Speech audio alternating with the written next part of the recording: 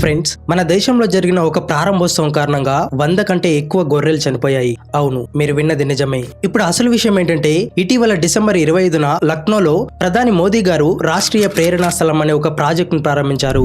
సాధారణంగా మన దగ్గర ఎక్కడైనా ఉచితంగా భోజనం పెడతామంటే చాలు జనం గుంపులుగా చేరిపోతారు కదా. అదే విధంగా ఆ ప్రారంభోత్సవం సమయంలో కూడా భోజనం పంచారు. చాలా మంది అక్కడికి వచ్చి తిన్నారు. కానీ సమస్య ఏంటంటే, తిన్న తర్వాత మిగిలిపోయిన ఆహారాన్ని అక్కడే బయట పడేశారు. ఆహారం అలా బహిరంగంగా పడి ఉంటే కొన్ని రోజుల్లోనే అది పాడైపోతుంది, కలుషితం అవుతుంది. ఇది అందరికీ తెలిసిన విషయమే. అలా 4-5 రోజుల పాటు ఆ ఆహారం అక్కడే అలాగే పడి ఉంది. అదే దారి గుండా పక్క గ్రామానికి చెందిన 2 గొర్రెల కాపరులు తమ గొర్రెలు మేపడానికి వచ్చారు. వాళ్ళ దగ్గర దాదాపు 400 గొర్రెలు ఉన్నాయి. అక్కడ పడి ఉన్న పాడైపోయిన ఆహారాన్ని తినడంతో ఆ 400 గొర్రెల్లో 100కు పైగా గొర్రెలు కొద్దిసేపులోనే మృతి చెందాయి. దీంతో ఆ గొర్రెల కాపరులు ఏం చేయాలో తెలియక చాలా బాధతో, ఇవే మా జీవనాధారం, ఇవే మా కుటుంబాన్ని పోషించేవి, ఇప్పుడు మా జీవితం పూర్తిగా నాశనం అయిపోయిందని కన్నీళ్లతో చెబుతున్నారు. అంతేకాదు, అదే గ్రామానికి చెందిన యాదవ్ గారి ఆవు కూడా అదే ఆహారం తినడంతో చనిపోయిందని అక్కడ వాళ్ళు చెబుతున్నారు. ఫ్రెండ్స్, ఇప్పుడు మనం ఆలోచించాల్సిన విషయం ఏంటంటే, ఒకవేళ ప్రభుత్వం గాని లేదా నగరపాలక సంస్థ గాని మిగిలిపోయిన ఆహారాన్ని